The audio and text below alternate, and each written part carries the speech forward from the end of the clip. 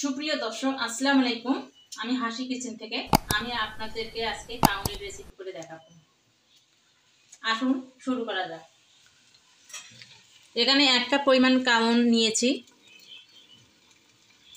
এখন এখানে 2 কাপ পরিমাণ পানি দিয়ে দেব। 10 মিনিট পরে ফিরে এসেছি। এখন দারচিনি 3টি, ছোট এলাচ 4টি দিলাম। এর সঙ্গে কিশমিশ দিয়ে দিচ্ছি। বাদাম দিয়ে দিচ্ছি, চীনা বাদাম। আমি এখন সবগুলো উপকরণ দিয়ে দিলাম। 10 মিনিট ততক্ষণ সিদ্ধ হতে থাক। 10 মিনিট হয়ে গেল। এখন আমি চিনি অ্যাড করে দেব 2 কাপ পরিমাণ। এভাবে নাড়াচাড়া করে দিতে হবে। আমি এখানে লিকুইড দুধ নিয়েছি 2 কেজি, সেটা এখন 1 কাপ করে নেব। সিদ্ধ হওয়ার জন্য আবার 10 মিনিট ঢাকা দিয়ে দিচ্ছি। 10 মিনিট পরে আবার ফিরে আসলাম। পানি শুকিয়ে এসেছে।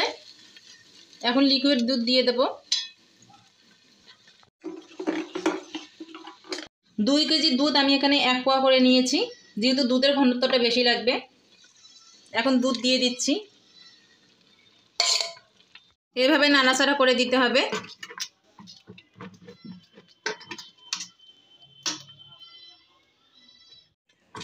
কাউনের মধ্যে যত দুধ দেওয়া যায় ততই খেতে মজাদার হয়।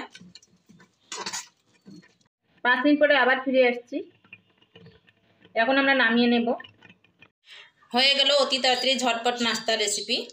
মাশাআল্লাহ, অনেক সুন্দর খেতে হয়েছে।